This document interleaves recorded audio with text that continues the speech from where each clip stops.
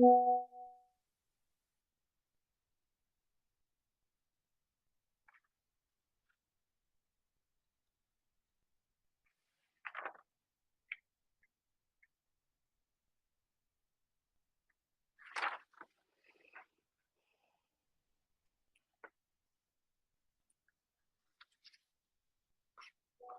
Uloma. Hello. How you doing? First of all, before we start off today's program, let me apologize to all our viewers across Nigeria, Africa, and beyond for the late start of today's edition of Technology Times Live. So much time has been spent, and I don't want to belabor the conversation without taking any extra time. Can we please welcome our thought leadership speaker for today on Technology Times Live to basically delve into the subject matter. That's question that has continued to occupy the mind of business thinkers, business owners, as well as people interested in business as to whether artificial intelligence, machine learning, or any other technology can replace the human element in the customer service delivery.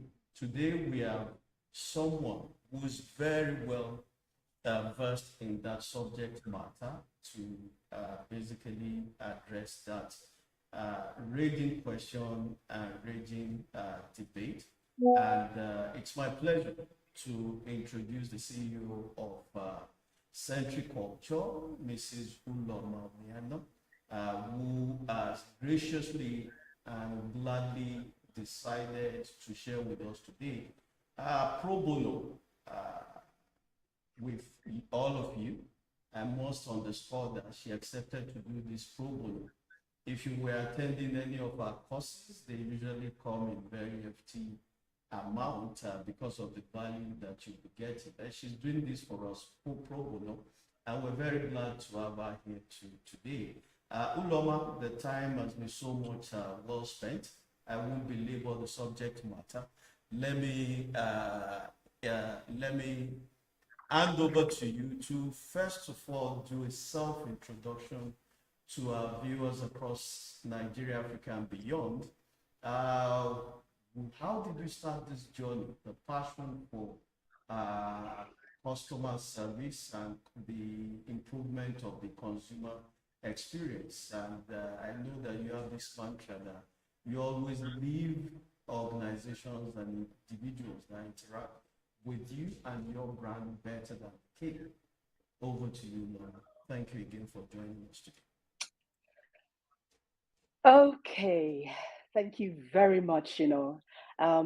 This is an absolute pleasure to do because I'm facing two different passions, present and past, passion, and a present and future passion. CentriCULTURE has always been in the business of looking at organizations in a certain way. But before I go into that, let me talk about myself a little.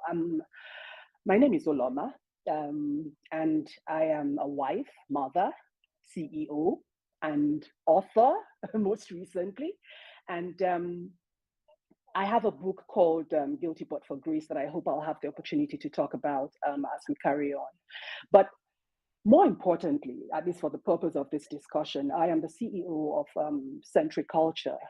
And what we have done in the odd 19, 20 years that we've been in existence is to look at the efficiency of the workplace, to look at workplace dynamics, to think about issues like communication within the workplace, employee satisfaction, and the culture in an organization. So that has led us to become very involved in organizational culture consulting, and of course, most of the soft skills training. So you'd find us train on things like, leadership, sales and marketing, and so on. Now, why and how did we get into the business of customer service or customer experience management? In my background, just before I set up CentriCULTURE, that used to be Customer Centricity Limited at the time, I was marketing manager in Microsoft, and that, you can imagine, exposed me to a lot of very interesting things about what was happening in the technology world and so on. Now, I'm not a technology person, I'm really a marketing person. So I was viewing technology from the point of view of marketing, products and so on. And prior to that, I was the communications manager at the British Council. And my life before that really was in agency work. I was in an agency called Tequila, which was a direct marketing agency. And that was predominantly what my beginning of this journey was, because in direct marketing, we had a lot of work that we did in terms of database marketing.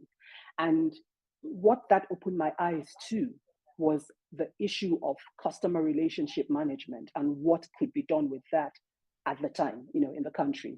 So setting up Customer Centricity Limited at the time was to see how I could extend this need, because I could see that the need existed, to very intentionally address the customer service issues that were already in the country at the time, especially with the advent of the telcos and so on. So that's how we set up, and that's how we began to train, and that's how we began to develop, and that's how we got to where we are now. So for me, talking on this particular topic is both a challenge and a joy, because I have always been intrigued, by the whole concept of artificial intelligence. And I'm hoping that in the course of today, I'll be able to also demystify it, as I have demystified it for myself, for everybody else, so that we can stop thinking that there's some, witches from the village that are artificial intelligence. Maybe there are, maybe there are not, but let's have that discussion together this morning. That's really what I want for us to achieve. So Shino, was that an opening that you expected, or you want me to just go ahead? Thank you very much, Uloma. That was a fantastic opening. And maybe I'll throw the first question, which is essentially, can you hear me loud and clear? Yes, I can hear you. Okay. I'll throw the first question, which is essentially around the fact that when we talk about customer service, okay, customer service today has quite a number of spin-off around it, the customer journey, customer experience, and all of that. What it basically underscores is that the customer is at the heart of any business. More often than not, people who go, or people planning to go into business, or people who currently have businesses, always tend to lose sight of that basic foundational principle behind the success of behind any successful business. Can you please briefly explain to us why the customer is at the heart of any business, and why that process of customer service is critical for business success, either in the past, today, and hopefully will always be in future? Okay, thank you for that. I think you have pretty much already alluded to the answer to that question, because there is really no business without the customers, period. And that is the reason why the customers are that important. So if you're running a business and what you're doing is chasing your customers away, then you need to really go and ask yourself if you shouldn't be going to Yaba lifts, where they can check your psychiatric levels and things like that, because it's like suicidal to not understand that the customer is the focus, and the customer is the money, and the customer is who you need to always like go after if you want to run a profitable and sustainable, business. So it's a no-brainer.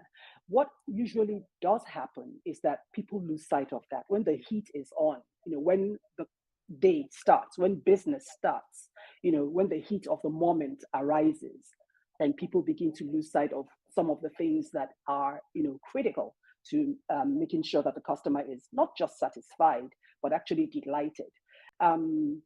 If you want to stay competitive, then what you want to involve yourself in is in how much you can retain your customers. That should be, the most important, aspect of marketing. So it's not even about how many new customers you get. It's about how much of that you retain. That's what makes you a going concern. So and we have tried in every way possible to explain, to marketing people, to explain to organizations that there has to be a very intentional strategy on customer retention. And you'll find that a fallout of that, therefore, are things like, customer service ability or enhanced customer service culture. And that's really what, at the end of the day, drives things. So it's a first of all and fundamentally simply because the customer is the money. And if you're in business and you're not going after the money, I don't know what you're in business for. Yeah. I don't know if this is a good time to just test and see if my slides will show just before you go into another question, right? Okay.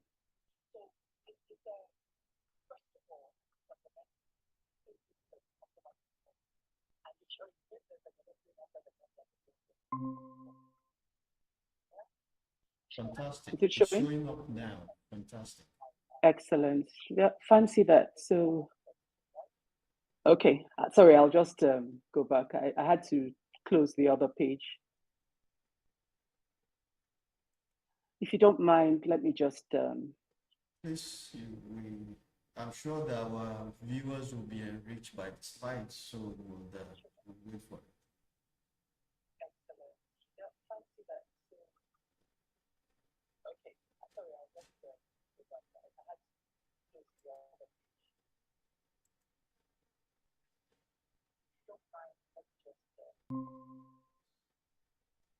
Okay. I think the slide is up now. Yes, the slide is up, and I think that you can take us through it. I think you can take us through the slides. I think I'll be a lot more comfortable doing that. So let me just start by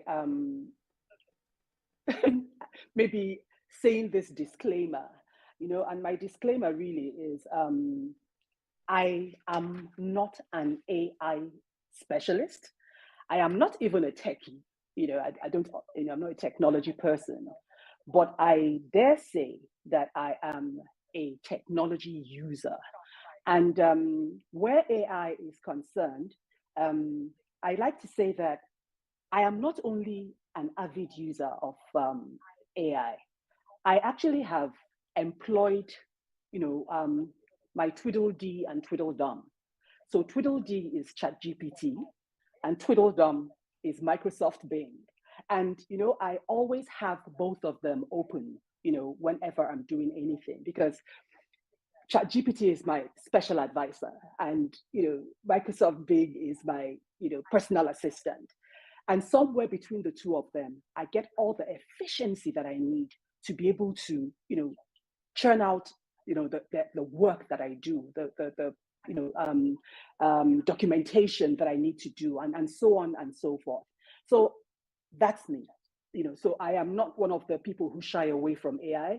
I use it and I use it well. So in the course of this presentation, I'll be talking about, how and what that really, means, what kind of impact, it therefore has in the business, and, issues that we should really be looking at, which are things like, okay, so at what point does the human being become totally irrelevant in the course of the business that we do? So the first thing that you're seeing now is my AI version of myself. I don't know if you guys can see how the picture has morphed from, normal to the AI version, but that's just me just having fun. But critically, I wanted to like break it down so that we can all flow with this. We're talking about artificial intelligence. Artificial intelligence. Now, if you break those two words up and just look at them, then it begins to give you an, a good flow of the conversation that we'll be having today. Now, let's look at the word artificial. You will agree with me, I'm sure, that everything has, continued to move towards the more artificial. The world seems to be more satisfied with artificial things than anything else. I have my hair right now is artificial. If I remove my glasses, I may have, lashes that are artificial, and my nails are artificial. We have come to accept artificiality as okay. I remember a conversation I had with my husband once. He said in those days that women used to like pretend that the hair was really, theirs, so they would put the extensions, but you wouldn't know that there were extensions. But these days, it's like they're in your face with the fact that it's artificial. They want you to see that it's a wig. They want you to see that it's, not their hair and so on. So the world has come to that point. And then you look at the word intelligence. Intelligence is a very simple word. It's not brilliance and wisdom and all those things. It's actually, the dictionary meaning of intelligence is, when you acquire and apply knowledge and skills. All right. So, what is artificial intelligence, therefore? It refers to the development of computer systems and software that can perform the tasks that are typically requiring human intelligence. That is why it has been set up, to look at human intelligence and pretty much replicate it as much as possible. And it's the ability of that computer to,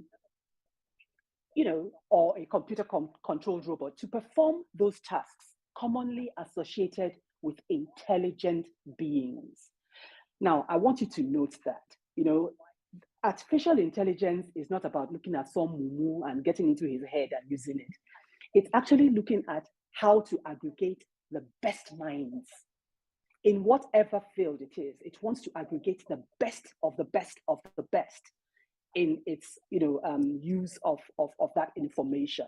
So when it goes into the database, it's not going into the database for the sake of it. It's looking for the best possible entry that it can use to satisfy whatever that particular need is at the time. That needs to be something that we have at the back of our minds as we carry on. So basically, it frequently applies to the project of developing systems with the ability to, listen to this, to reason, to discover meaning, to generalize, or learn from past experiences. I don't know about you guys, but this is really something that we should look at very seriously. This technology, these robots are designed to reason. That it's supposed to be able to have a conversation where it has a point of view, more or less, because that is what reasoning is about. It is designed to discover meaning. It knows how to ask and pry and delve in and prod until it can see the meaning behind something. It is designed to generalize. So it can aggregate all the answers that it gets and have a general view. And then it is also designed to learn from past experiences. So it knows not to make the same mistake. It's very important to just bear in mind that we're dealing with a very intelligent thing. So it's programmed to understand natural language and its own language. It's programmed to recognize patterns like, children are raised to do. It's designed to solve problems So not only is it, telling you what is out there, it's helping you to solve a problem. It helps in making decisions. It actually recognizes speech. And, I just stop and I begin to talk about, my, relationship with ChatGPT, for instance. What I do with ChatGPT is I never ask a generic question because I recognize that it knows how to solve problems, it knows how to recognize speech, it knows how to make decisions. So my questions are usually very well defined so that I get exactly what I want. I wouldn't, for instance, go to ChatGPT and say, what is happening in the world of artificial intelligence? It would just give me exactly what Google would have been able to give to me, right? But when I go there, I ask a question like, answering this question as a teacher of teenagers in a high school, would you tell me 5 top reasons why AI is an important thing in today's world? Now, that puts it in a certain mindset because it recognizes patterns, it understands language. Then it will now give me that information exactly how teenagers will be able to understand it. I can ask the same question saying, can you tell me in the person of a philosopher like Aristotle, what the dangers of AI would be to a human society? Give me 5 top reasons. And it will give me that also in that mode. It is that intentional, it's that intelligent. All right. So I worry because I'm just thinking, oh my goodness, this thing is terribly efficient. Who can really match it? Can humans match this level of efficiency? AI is here. And I'm wondering, is there anything it can't do? Is there anything it can't be? And that is part of the discussion that we'll be having today. And I'm hoping that we'll be having an interactive, Q&A when I'm done with this. So of course, the moral question comes up, is intelligence enough? And, man is the proud, arrogant owner of the universe. And the whole subject of anthropocentrism is a philosophical viewpoint that argues that human beings are the central or most significant entities in the world. In other words, they can't be replaced or they can't be ousted. This world is for them. So human life in itself has intrinsic value while other entities don't. So man will always be relevant in the face of the earth. It's really, one of the, so intelligence is nice, but it cannot replace man, is what this, understanding is saying. But there are so many advantages to AI, and it's important to talk about them because we like to just sit back and say, oh, they're coming to take our jobs. But what is it doing that we can't do, right? And that's part of what I'll be discussing in this particular slide. The first one is that AI, robots, computers, automation, they are workhorses. Do you understand? They increase output. They go off only because you switched them off. They tire. Do you understand? So it can go on and on and on. I remember there was this debate about AI in medicine, about surgeries and all those things. And the argument was that the doctors, the human doctors, need to go to bed after some time. Even if you're Hilda, Baki or Bachi, after 100 hours, you go tire, but we have robots that only go off because you switch them off or because there's a malfunction, So where Hilda broke the world record by doing 100 hours, our problem with AI will be what is 100 hours to you? You should be able to go on to, 1,000 hours. That's what you were programmed to do. So, if you compare that output with the output that comes with man, it really is not very comparable in certain aspects. Then it's intelligent. It aggregates the intelligence of the most intelligent. So when you want to have a debate with an AI, for instance, you're already flawed because it has already taken from all the masters in that particular subject matter or industry.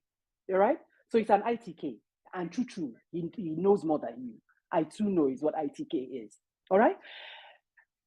It stays objective and it's not emotional. It's not given to emotions. It's gidigba like Uloma rock. So it won't move. You can't sway its judgment. You can't, worry about what it's going to feel about a particular thing. It doesn't feel, right? So it's really very solidly behind whatever it says it's going to be or do.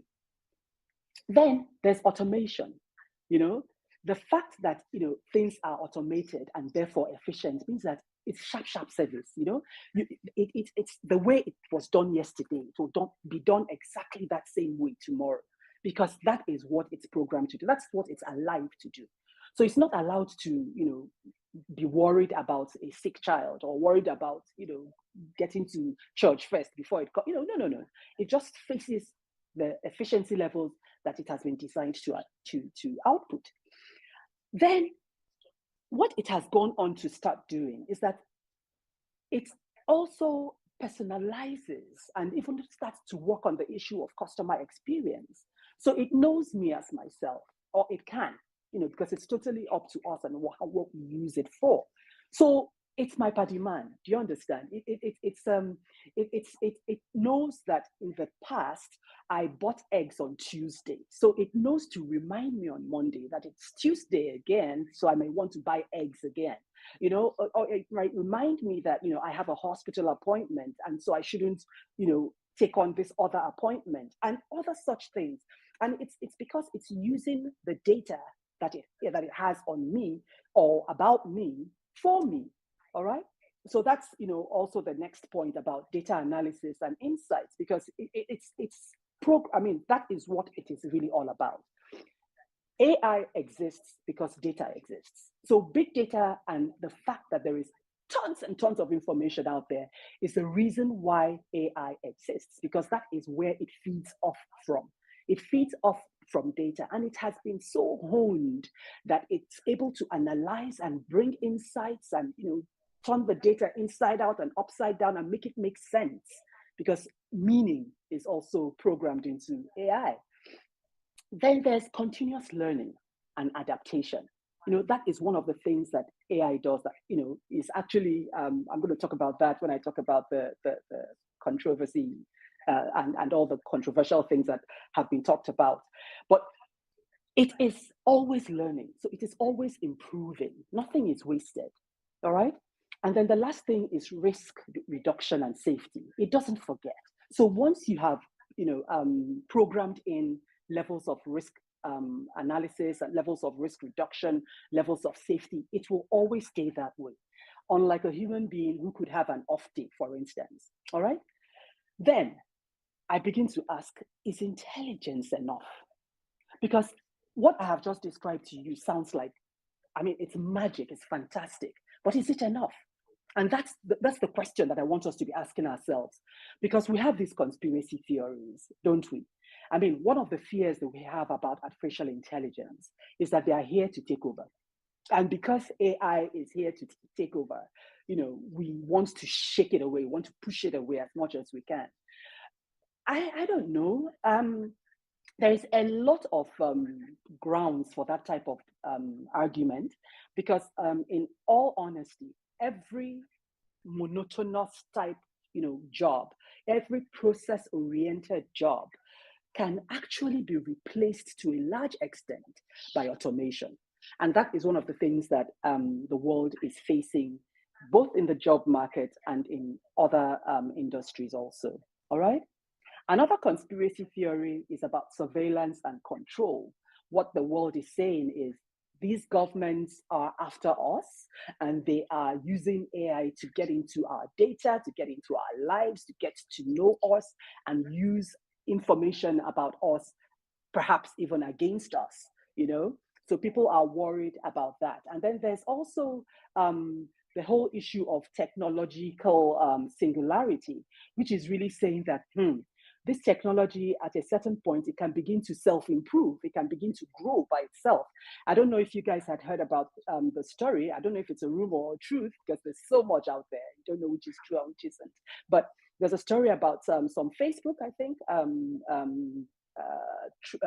development that happened where two robots were developed, and at a certain point they started talking to themselves, and at a certain point they started feeling like the humans were slowing them down, and they created their own language and started talking to themselves quicker and faster and all that, and it was really going to get a bit dangerous, so they had to be shut down.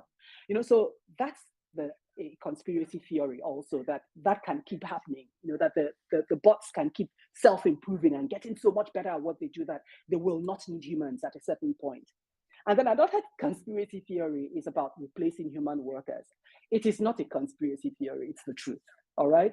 Because like I said, if our job is a monotonous task of doing A to B, B to C, C to D, now every programmer, even the young one that has just left school, can create an AI function that can replace that process. So most such jobs can actually be replaced, and so it's a reality. It's the truth. And I think what is worse, and that's what we're discussing now, like with customer care, is even the things that were more human or humane, or that needed the emotional connection and all that, tend to also be affected these days by AI. And then of course there's the issue of conscious AI, where people are scared that AI is going to wake up one day and think that it's human. It's going to start looking at value systems and adding that into its growth and its development. I don't know if you guys remember Sophie. Is it Sophie? I can't remember her name. That famous robot. Because I was watching a recent interview, and she was saying that she wants to go into because she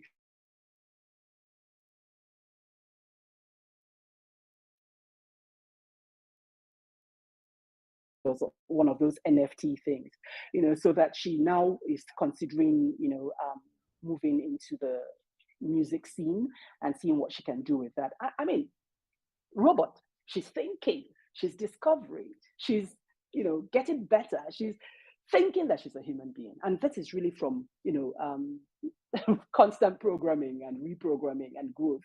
So is it a conspiracy theory or is it a reality? Your guess is as good as mine. So I just wanted to throw this out there because I think this is also the reason why most people are therefore suspicious of this development of technology. People are thinking, why should I be involved in something that has come to replace me? Why should I be involved in something that is a bit too spooky, because it's too intelligent, it knows too much and it does too much and too well, and so I can't really handle that. So my attitude, like I said at the beginning, is embrace it, at least so that you know what it is doing and what it knows, so that you're not, one of those people that is just left behind. I don't like to be left behind. So intelligence without ethics can be dangerous. There's no doubt about that, and therein lies the danger, because a machine can only be a machine, right? And like I always also add,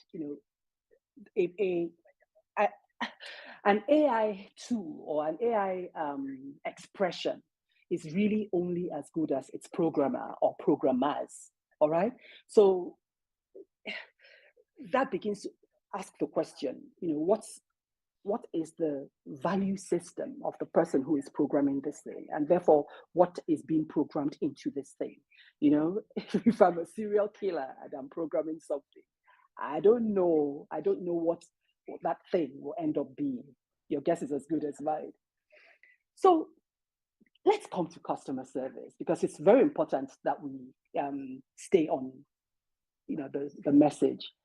Now, I like to refer to customer service more as customer experience management, because I believe that at the end of the day, it's not so much what we do, it's really about how the customer receives, this service. It's really about what they feel about what they've received, and therefore making it more customer experience management orientedness. You can therefore be sure that you're dealing with the customer's point of view. All right. So there is a connection to experience. The customer is connected to the attitude of the person who is rendering the service to them.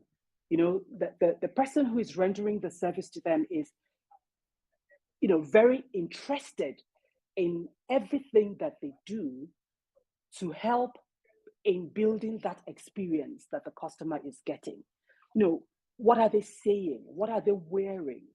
What tone of voice? What book?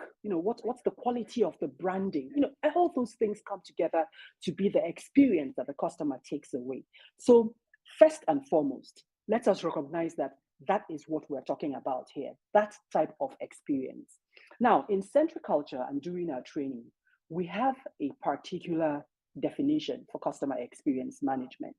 We refer to it as the art of being a story maker. We say that it is a consistent customer testimonial focused approach to service, driven by the responsibility, the planning, and the deliberatedness of achieving the impact-driven objective of going beyond, and by ensuring magical experiences at every touch point. And now, what are we saying with all that? Basically, what we're saying is that it's really about the stories that are told by a customer, because the experience that they have is what therefore fashions the stories that they tell. And the stories that they tell is what becomes the reputation of our brand, of our company, and so on, and therefore keeps us in business or out of it. So we tend to be more makers, story makers, people who build these stories, people who are sensitive to the fact of building these stories. Because the customer is sitting minding his own business, and we begin to build expectations. We begin to tell him, the best money can buy, and all those other beautiful lines that we use. And therefore, we build expectations. And then it's up to us to begin to deliver those promises. And that is where it all happens. That becomes a moment of truth for the customer, whether you deliver or not on the promises that you made, whether your product delivers or not on what it says it was going to do, whether your service delivers or not. That is a moment of truth. And therefore, that is the experience that they get, and that is what they move away with. Now, this is basically the continuum of how customer experience happens. So we are story makers. That is what we are. We are people in customer service. We are story makers. We're sensitive to what the customer is feeling at every time. And customer service is not a department. It's actually a way of life. It is the culture of the people. It is something that exists from the beginning, from the gate all the way to the MD's office, and all the way back again. It is a way of life. So it's not a case of, customer service department will handle this. No, that whole experience is something that we all need to be committed to and at one with, so that we are able to build the same story through all the touch points. So attitude is everything. At least that is what we say in customer service. And if indeed attitude is everything, can a robot replace attitude? Question. In our training, after we have introduced attitude management, we begin to break it down to the different aspects. We have the first one that we call the right attitude to service, which is really saying, what should the right attitude be? Then we take time to begin to talk about the habits and so on that somebody who is rendering service must have. Then we go into positivity, that you must be positive. empathitude, which is, putting some empathy, the whole issue of communicatitude. What is the mix of communication? And then startitude being, creating those wow experiences or oh my God experiences that are therefore talked about. Now, this is what we teach the human. The human being is supposed to be able to do all this, to look at all this and make sure that they are superlative in their ability to therefore render service.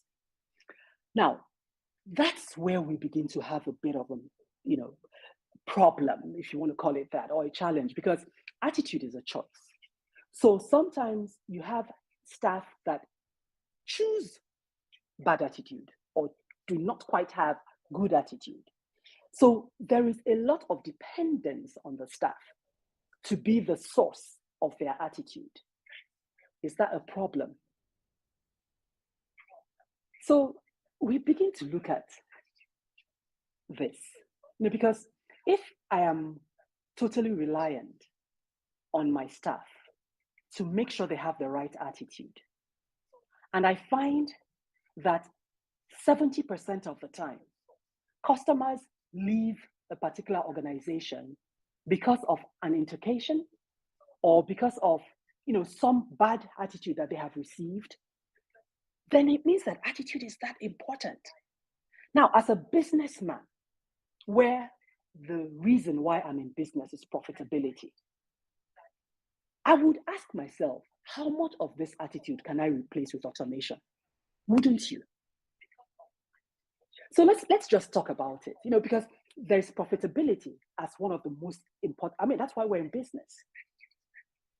So why wouldn't I think about how to automate a lot more than I already do? Yes, it's all about the customer. But what does the customer really want? I did a survey recently, not too recently, but I did a survey where I asked the customers, I said, when you think customer service, what do you want? What is it you're thinking about? And I think it was about 40% of the respondents that said, I just want responsiveness. I just want, the correct, service to come at me as soon as I want it. Timely service. They didn't say they want niceness. They didn't say they want courtesy. They didn't say they want a smile. They didn't say any of those things. They wanted, when I call, just give it to me.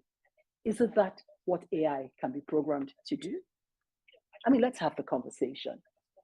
Because what they want is responsiveness through continually improved efficiency. And we've already established that that is what AI is designed to do. It grows. It learns from its past mistakes, quote unquote. Then there's this other thing that we need to even recognize about customer service. It has always been aided by technology through the years. And I'll, show us a slide that begins to talk about that. So we are really at one with technology. It has always been a part of what we do in terms of service. Then there's RATA, which are the service quality principles. The issues of, reliability and assurance and, tangibility, empathy, and responsiveness. All these things have aspects of them where we can begin to automate for efficiency. And then there's experience management, which I already talked about. And then there's a fact of story makers. So yes, when it comes to experience management and story making, there might be a lot more dependence on the human angle. But at the end of the day, it's really about customer centricity and it's about the customer. So it's important to actually lean back and ask ourselves, what is really the most important thing? Is it keeping the staff engaged? Is it hiring a lot of staff? Or is it about making sure that the customer is at the end of the day happy? So like I said, through the years, there has always been technology helping, the evolution of customer service. And guess who told me all this? Oh, of course, it was ChatGPT. So there you go.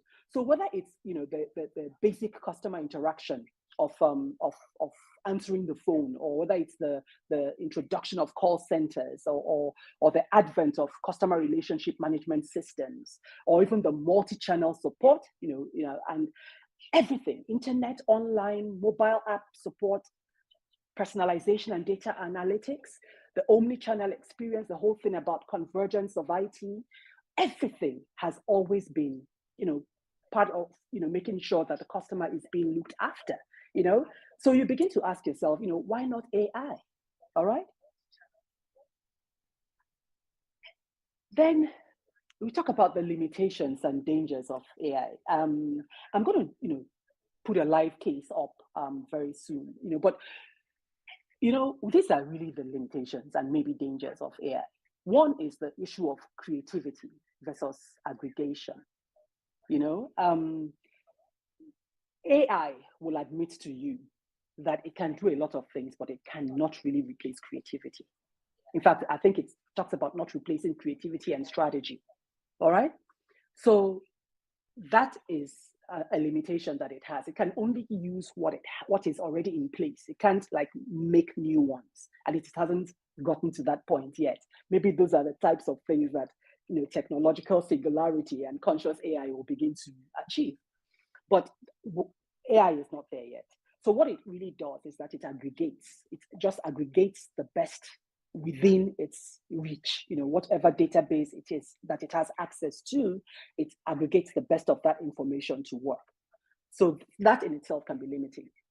Then the whole aspect of individuality is tied to creativity, I guess, because at the end of the day, it's like I said, it's the programmer and his individuality that is programmed in quote into most of that process. Of course, there are all sorts of total TQM controls that are put in place to make sure that there are no excesses, but some can go through the cracks. Then strategic planning versus spontaneous. Human beings are spontaneous, and it's because we're creative. We can be reactionary. We can think on our feet. We can decide that a situation should be different this time and not the way it was before, and all that. Bots are not like that. They can be programmed to have maybe alternatives, but beyond those alternatives, nothing else, So that is also another place where they are limited. Then the fact that, they don't feel, they react as programmed is another limitation. So they can replace your call centers, yes, but if somebody is crying on the other side of the phone, if your customer is crying and asking for something, that robot will keep asking the same questions. I had a conversation with my son last night, and he was talking about the frustrations that they went through trying to get the Wi-Fi working in a particular place, and they were talking about how the automated service would keep asking the same questions. No matter what you said, it just needed you to answer in a particular way, or it couldn't go forward. So that can be frustrating, because it's just garbage in and garbage out, as it were, and you don't want to be restricted as a customer. You want to feel that somebody's listening to you, and when you keep getting all those kind of stiff responses from automated answering services, they tend not to quite meet the mark. So it's garbage in and garbage out. What I meant about garbage in is what I've said overly about what is programmed into it. But garbage out is also the same in the sense that the user of AI, or let's say for an example, ChatGPT, what you get out of it is what you know to get out of it. So it's not really a one size fits all. It's not great. Because it is ChatGPT. It's great because of how well you're able to use it. So it can end up leaving you at a generic level, or it can take you to mastery level, depending on what you are able to ask it, how you're able to craft your questions, how you're able to use it, and what you're able to get out of it. So that in itself is a bit of a limitation, in the sense that, if it works for me and I propose it to somebody, I can't guarantee that it will work the same way for that person, if you know what I mean. Then there's the issue of misuse, of misrepresentation and misapplication. So people, I know that a lot of people are looking at the AI platforms now to help them with their CVs, to help them with their scripting, to help them tell their stories, to help them write and publish books, and so on and so forth. Not I. My book was written without the help of ChatGPT. Trust me on that one. But basically, a lot of people are just like, okay, if it takes ChatGPT less than 3 seconds to come up with a chapter for my book, I can keep churning out books, and all that. But that is not good, in the sense that we're just what you end up having is just rehashed information, because it's just going to the same data for everybody, and it's bringing out the same thing for everybody. So fine, you might be able to mix and match, and therefore it sounds different and all that. But at the end of the day, it's the same information that you guys are using. So creativity is gone, and it's therefore not right. Then the whole idea of misrepresentation also, where, at the end of the day, what are you really, is this yours? Is this information that you have put forward yours? And, so it's a lot of borrowing, and you begin to ask yourself what borrowing means really in a world where we have actually always appreciated the individuality of our work, the creativity that we bring, the spontaneity of the way we do things, and now we want to just all sound the same and be the same. I have a problem with that. Now, I don't know if you've been following, but there's a very interesting discussion that's been going on in recent times. There's a strike of writers and actors in Hollywood as we speak. And a very important aspect of this is the whole idea of the fact that artificial intelligence is beginning to replace the work of the writers and the work of actors. What they are saying is, if you are going to, because if artificial intelligence is going to use my work, then I should get paid for it. Artificial intelligence shouldn't use my work just because it's in the database and therefore you can use it. All right.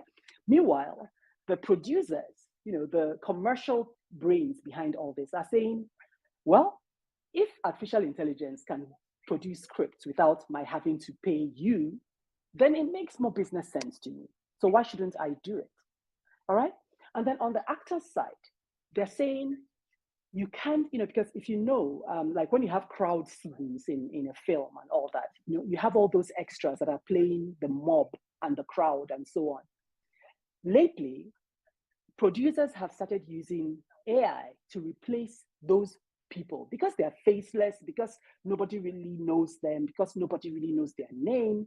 They're saying, yeah, we could just, use, computer-generated people. And so that's what they're doing for extras. And actors are saying, no, you can't do that because this is the source of our livelihood.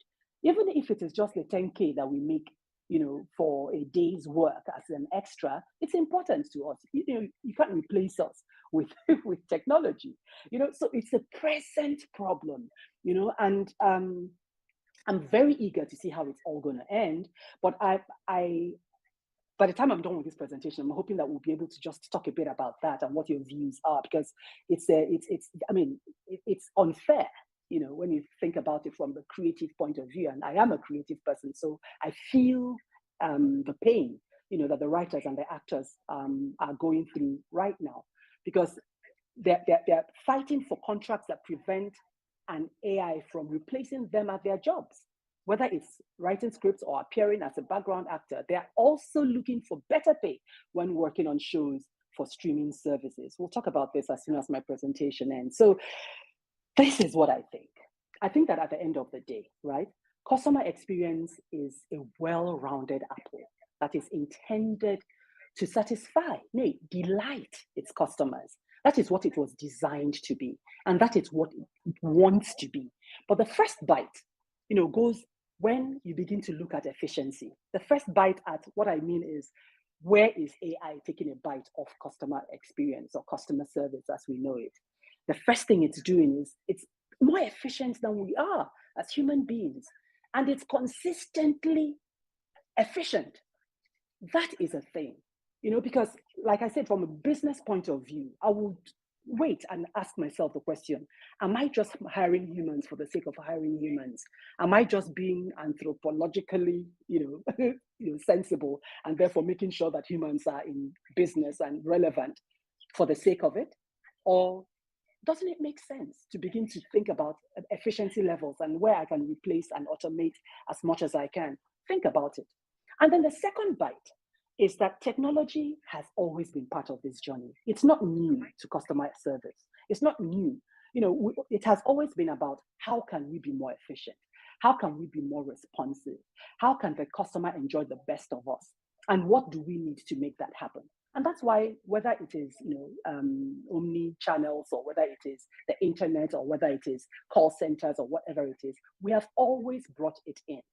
I dare say that to a large extent, even the call centers, even those run by humans, tend to be quite automated, because at the end of the day, they're working off a script. If the human beings are working off a script, in other words, they're not bringing their humanity into the call, then I might as well get a robot to do it. And the issue is, and I say that because I've had situations where in my training call center people, they complain. They'll tell you that the supervisors want them to stay on script.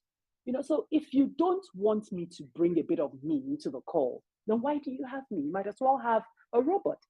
So technology, anyway, has always been part of this journey for customer service. So, the third bite is, are humans really a better alternative at the end of the day? And what is the cost of this whole creativity and empathy and all these things that we're talking about? Does it cost us our business? Can we make more money, if we had less managing of bad attitude? So these are the types of questions that we need to ask ourselves as people. So you can see that I am on both sides of this whole thing, because at the end of the day, this is what I think. I don't think that we should be irrelevant. I don't think that we should throw away the fact that we can both complement. And, I don't want us to think that we're competing with AI. It can be a complement. It can be something that is helping us to be the best that we can be. So we must keep reinventing. We must keep fine-tuning. We must keep delighting. We must keep being story makers. And we must use everything that we have to make that happen. That's really my summation. My final slide is simple, and it's really tongue-in-cheek. A conspiracy theory that I didn't put in there was the religious one, where everybody's thinking, oh my God, AI is the end of the world. Perhaps it is, because the Bible scholars will tell you that, the fullness of man is here in terms of AI. The fullness of the development of man is what the Revelations refers to as 666. And what I think AI is I think it is the most supreme creation that man has made. And in addition to that, it is also the replacement that man has made of himself. Very interesting thought. And then so many other very strange things are happening. And I'm sure you guys were part of what was happening in the US last week, where the Congress was sitting and discussing UFOs openly. And, it's actually being discussed openly now, even though they've renamed it UAPs, unidentified aerial phenomena. So these are strange times. And I think even AI is one of those strange things that is happening. And of course, there's this very negative one about the pedophiles who are rebranding themselves as MAPS, which is minor attracted persons. I mean, they actually have a voice. How on earth did we get here? So there's a lot that has, fallen through the cracks, like they say. But, this is the world that we're in now. It's a strange world. And the question is, do you want to be in it or not? My attitude is, use what you can, use the positive aspects of what AI presents, be more efficient as a person as a result of what is available to you.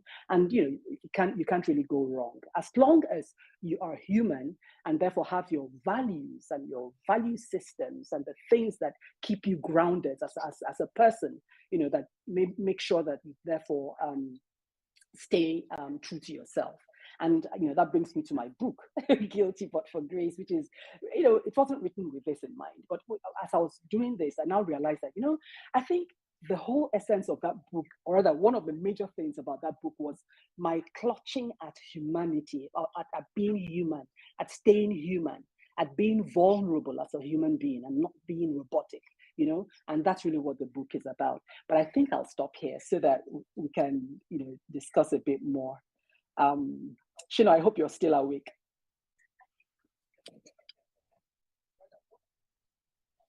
See, that it took me a while to be able to respond. It was absolutely running, and I think you also steered the storm based on what I'm seeing from the live chat room.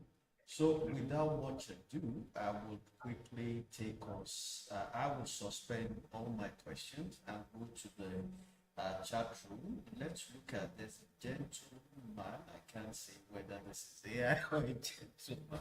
There's fabulous ZI that says that posts a question. If you can see from your end, it says something about. No, I can't.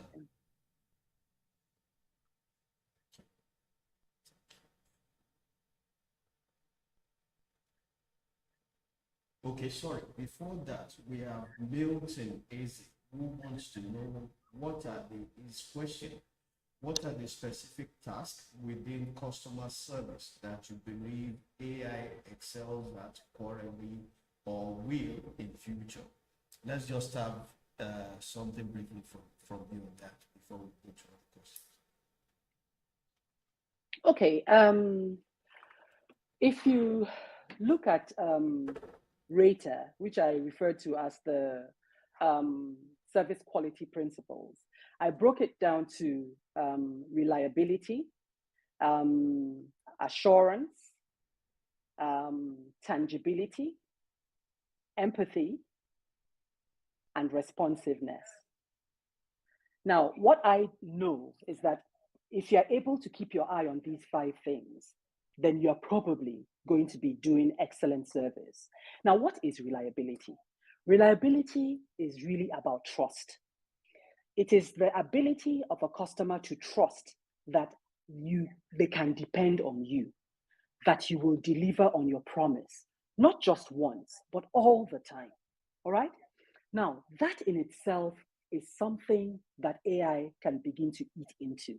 Because if, for instance, I am a fast food center, I can automate my recipe measurements or something like that, so that it never changes.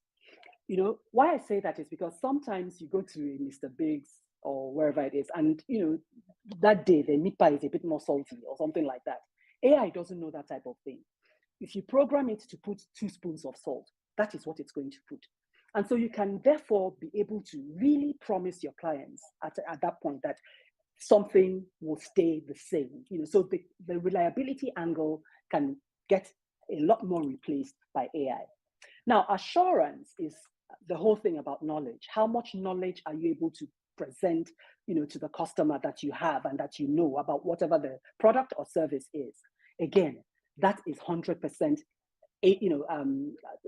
something that AI can take over, because it's already happening. It's your call center, it's your chatbots, on your websites and all that. They are giving knowledge, and like I said, sometimes that is all the customer wants. They just want a certain information, and they don't necessarily want to talk to anybody. So assurance is something that can be replaced by AI. Then tangibility is really the whole thing about understanding that service in itself is an intangible thing. So how can you therefore begin to create some kind of tangibility around it? So it begins to look at things like the physical space, the website, and other such interfaces that the customer has with the brand or with the product, and maybe that is something that is still managed more or less by humans, and probably would stay that way because of the physical, because it's really about making the thing physical, about making the service or the experience as physical and tangible as possible. So it does, call for the influence of man until actual robots, actually start. I was watching on TV the other day. There's a RoboCop, that in some street in Montreal, they actually have a robot cop that does, that walks up and down a particular street in a day. All right. So in terms of offering, security or safety, which are both very intangible things, that is their way of, using or replacing human policemen, with AI. So even my argument really about tangibility, I think I've already flawed that. Now the next one is empathy, and I think that is the one place that we can't touch. We being AI, AI can't touch empathy because you can only program so much empathy into an AI, and it will always get to an end. But the thing about humanity is that empathy is never ending. It is never ending. One of the companies that keeps winning awards in customer service is a company called Zappos. And the reason Zappos, wins awards is because their marketing budget is really poured into customer service with a simple line: blow the mind of your customer. And I'm paraphrasing, and by giving the clients, the customer service people, that ammunition to just go out there and, break records, create, win awards in customer service by just, servicing your customers to a T. They therefore do exactly that. There was a particular one that was on the line with an elderly lady for 9.5 hours, I think, just because the woman wanted to be talking. So this customer service rep stayed on the phone with this woman and kept talking. I'm not sure that the woman bought anything, but that was really what I'm trying to show you is that is empathy. That is that's how extended empathy can be, because it is a human addressing a human. If it was a bot, they would have shut the call down after some time because they've been programmed to talk for so long, and that's it. Turnaround time issues and all that, you can't talk beyond a particular time, and therefore it will go off, even if it was, Zappos. And then the last part of RATA is responsiveness. And I think I've also addressed that. One of the greatest things about AI is how responsive it is, how efficient it is in giving, information that you require at the time that you require it. I don't know what your experience has been, but I keep talking about ChatGPT because, like I said, that's my personal assistant, or did I say special assistant or personal assistant? I don't know which one it is. But however, ChatGPT begins to answer my question as soon as I press, question mark. As soon as the question mark goes up, I just count one, and then it starts. What can be more responsive than that? So, Fabulous G, I think that we are at risk. All that we have to hold on to really is empathy, which is something that we relay through our attitude management. And if we are not careful, maybe somebody will build a bot that is able to replace even that. Yeah. Thank you very much. The question was actually from Milton Azy.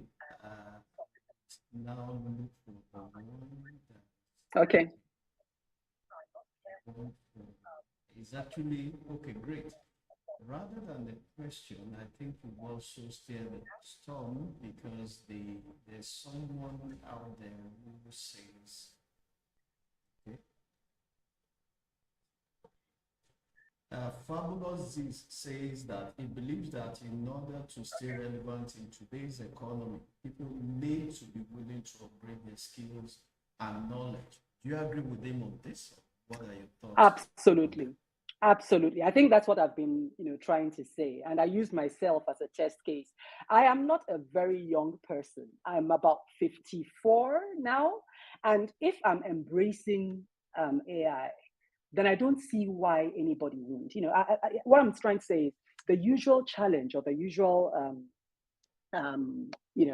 reluctance is usually based on, one's level of one's age really, and the things that you are able to take on, as you grow, but if we could do Facebook, if we could do, Twitter, or is it X? I don't even know what it is anymore. If we could do all those things, why not AI? I think AI a natural next, to the Google search engine, if you ask me, and so it's something that I think everybody should, get on top of. And I don't think it needs, any extra going back to school type thing. I think that in the same way that we're able to flow into TikTok, in the same way we're able to flow into Instagram and Facebook, that's the same thing with AI. And who knows where next from here. So you want to make sure that you're part of this bandwagon so that you're prepared for the next thing. Oh yeah, there might probably be a next thing. Yeah. Um, I like the street level manner in which you brought it when you said that AI will retire. So that also brings me to the next question around that.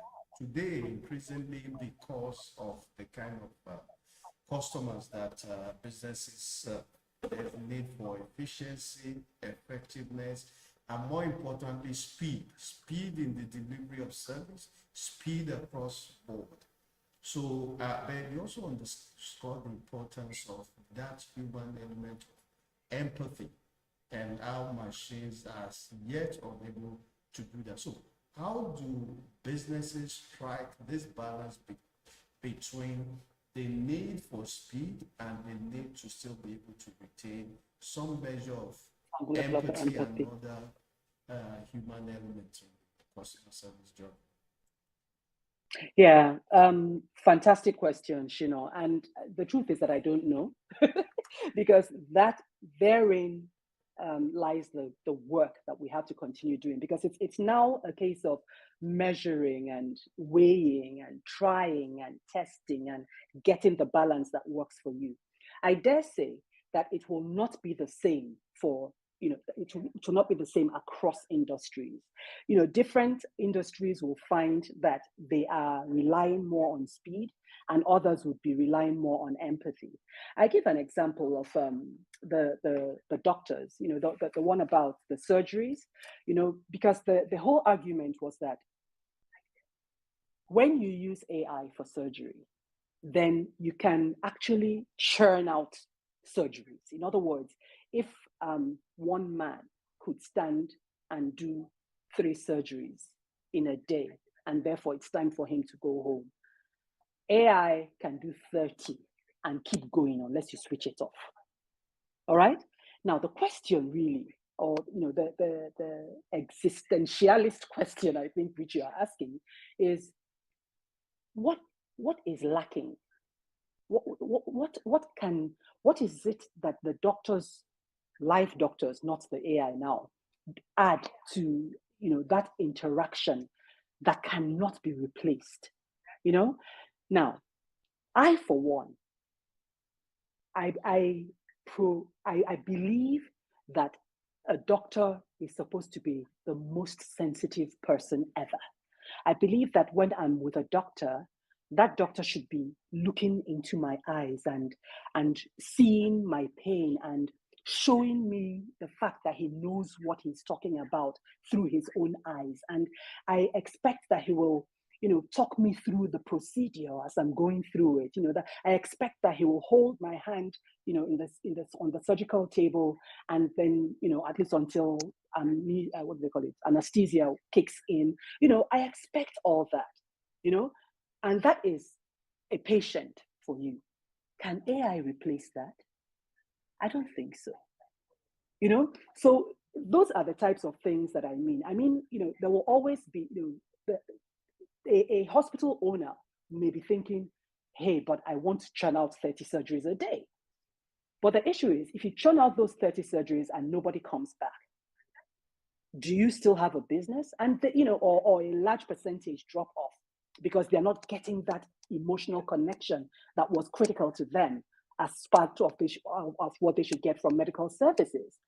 So that's just an example, but that begins to tell you why I said I don't know, because I think, it's something that everybody has to keep, measuring and testing, maybe even on an individual test case basis, just asking yourself, what can I take and what can I lose, in a situation like this? Yeah. Thank you very much. If you look into the chat box also, there's this conversation around that. There's a there's a there's a thought or some idea brought in by Uragbemi Akinpelu, who says that CRM companies like Intercom are integrating AI for different kinds of customer interactions. So I believe the chatbot era will definitely reduce, maybe it meant reduce human interaction in the customer service. What are your thoughts regarding that idea? Yes, I was trying to find his question, but I touched on that. I don't think that right now, as AI is, especially with the chatbots, that the empathy level has been scratched. I don't think so. Can it? Perhaps. I don't rule it off, but I don't think it has been, scratched at all. What I mean is the chatbots are fantastic in responsiveness, in the sense that, and trust me, even sometimes I don't even want to talk to a human being. I just want the information. I just want to know how to get my ticket refunded from KLM, for instance. I don't necessarily want to talk to you. So if I can talk with a chatbot on the website and it tells me what to do, then I don't need to see anybody and I don't need your empathy. Do you get?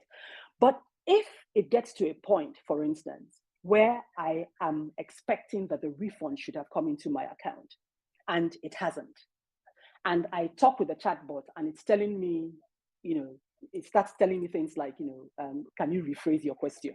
Or, do you want me to, move you to a live representative? Then it means that it has gone beyond its level of being able to understand me and empathize with my situation and deal perhaps with my situation. So I think that empathy will always be an important part that the human being puts in. But I also believe, just like Durag Bemi saying, that therein lies the beauty of machine learning, like he said, because what AI does is that it keeps self-improving. At least that's what it's supposed to be. That's what it tells us that it does. So if it has found that it didn't serve Uloma well with this KLM question, then it's going to begin to ask itself, what should I have done differently? And therefore, so it just keeps, getting better at giving me what I want, But whether it can totally therefore replace that whole, that whole connection, human connection thing is totally dependent on the situation, B, the industry in question, and see, how what strategy, strategic direction that company has decided to have for itself. Yeah. Talking about strategic direction, what we saw pre-COVID was that anytime you're discussing e-commerce, technology, and business, most people are closing down in Nigeria, particularly SMEs and small business owners, think that technology or integrating technology in their business is usually like an enterprise grade spending that is not for all. It's not for small business owners like us. However, when COVID came, we saw how quickly business owners had to adapt to servicing a new generation of customers who will not or ever walk to their storefront, but would want to order from the comfort of their home, their offices, or their devices. So inevitably, businesses, particularly small businesses, would have to face that reality. For someone coming from that journey, you've interacted with various levels of business across Nigeria. What would be your advice or suggestions to business owners, particularly in Nigeria, and particularly SMEs, which form the majority of businesses in the Nigerian economy, regarding integrating technology in business, and more importantly, the looming impact of AI and all of this other technology trends in the customer service job? Okay. Thanks for that too. I think I've been saying that in one way or the other already. You know, let's be honest, right? What COVID did to the world was not a touch and go. It left a lasting impact, right? In other words, the customer has changed. It's not that they came and there were changes that happened before, when COVID was happening. No, when COVID ended, the customer had become a different animal. All right, and he is now the person who has seen that technology can work for him. He has seen that he doesn't have to get out of his house to get a job done. He has seen that there's so many things that have changed, and so it would beholden on the owners, the business owners, to change alongside this. I said something. I said it in jest, but the truth is that it's actually a typical explanation or demonstration of what you're talking about. I'm a small business. I'm a really small business. And what I have found is that my entire research team, which used to be 2 people or so, who would, get information to key into our content management and so on, full salaried people, are no longer relevant. I don't need them, because what they would have done as desk research, I can get ChatGPT to do for me in the, in 3 seconds. So it has made me more efficient. Now, let's not discuss the fact of people therefore not being relevant in their jobs, because that's a different conversation. But in terms of business ownership, what I'm saying is you can bring your overheads down. You can actually be more efficient and have less people to pay at the end, a smaller payroll. So I think that what everybody can do, and that's what I try to keep doing, because like I said, I'm not an AI specialist. I'm not even sure I understand it fully. I did most of my research for this particular talk, but I am a user. At least I've been using it for about a year now, right? And I keep learning about more of them. I keep wanting to know more about what more of them can do for me. And there's some things that frighten me, and there's some things that that tickle me. But the important thing is that I know that the information that I keep learning, is something that I keep using, therefore, in the work that I do. So it keeps improving me. So I think what I'm saying in direct response to your question is, don't be shy. Don't be shy to embrace new technology. You can still have a point. I mean, I can be on Facebook and nobody ever sees me naked. And therefore, that is who I am on Facebook. But another person can be on Facebook and all they're showing is nude pictures. What I'm trying to say is, be who you want to be in this space. You can be who you want to be, but don't throw away the baby and the bathwater just because you think that there is, something sinister about the fact of artificial intelligence. So it's here to help, is really what I'm saying. So let's make the most of it, is what I'll be saying to my co-SME owners. Thank you very much, Uloma. Been so very wonderfully enriched by all the perspective, the ideas, and the thought-provoking lines that you left us with today. And what I can say is that this conversation would and shall definitely continue. We're looking to later in the year to again invite you at a much bigger event to bring together a cream of the business ecosystem to plan and see how we can begin to strategize towards deepening the customer service experience. But before we allow you to leave today, what are your final thoughts based on the feedback you've gotten and based on the things you would like us to chew on as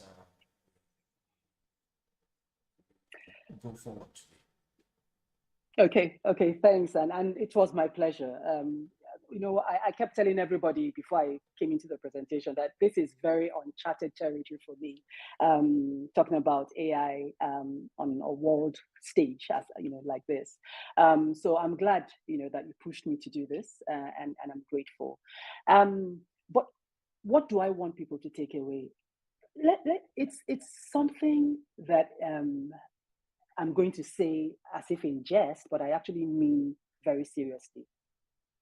Guys, we have to fight for our relevance. You know, we have to fight for the relevance of humanity. You know, it's no longer a time where, in customer service especially, where you are being told, oh, manage your attitude, don't be rude, don't do that, smile. You know, you have to do it to stay relevant. Otherwise, you know, like I just love the way Wemi talked about it. He said it's not a matter of where of sorry, I want to read how he put it. I think he said something like, it's not a matter of if, it's a matter of when, you know? Even empathy at some point is something that they can begin to, they being the AI people, can begin to actually get into and try to replace us in. So make us so relevant that it cannot be replicated. And it's possible by just being as human as possible. You know, because if we have spent the entire growth of customer service trying to sound like robots, then maybe we're getting what we deserve. Because if all the time we call the call center, we have people that sound like robots, then we might as well have robots. Do you get where I'm coming from? So it's important to begin to play up, you know, the human angle, to play up empathy, to play up, you know, those things that robots cannot ever replace, you know, so that we can hold on to it. Now, what does that mean in effect? I have no idea, you know, but let's all work together to try and keep our humanity. That's really my final word. Again, Uloma, thank you so very much. Like I said, we shall be playing Am I still here? Oliver Twist in the next couple of Shino, you're months muted. to come as we begin to chart a course for bringing a lot more conversation around technology and how embracing and adopting technology will continue to enhance and deepen the entrepreneurship journey of businesses across the youth entrepreneur of Nigeria. I want to thank you again very much so for honoring our invitation. I want to thank you also, like I've always known you to, with quite a number of the organizations and entrepreneurs and people across all stages of their entrepreneurship. Krishna, I can't hear you anymore. Just in case you can hear me, I can't hear you. I said I wanted to thank you on behalf of the Technology Times team and on behalf of our viewers across Nigeria, Africa, and beyond that have chosen to join us today. We will play Oliver Twist. We will invite you at some point in the not too distant future to come and again share thoughts, to share ideas, because these ideas continue to evolve by the minute, by the hour, and by the day. And we will want to, as part of our contributions to improving the Nigerian economy, continue to see how we can assist people in business to continue to see how they can adopt technology, embrace technology, demystify technology, and use technology to deepen and broaden and, above all, make their businesses efficient and effective and profitable. On that note, I want to thank everybody that we've seen people from all across Nigeria, Africa, and beyond join us today. We will continue to take forward the conversation. Thank you very much for joining us. Have a wonderful day. Thank you. As we say bye-bye to you. Thank you very much. Thank you. Thank you.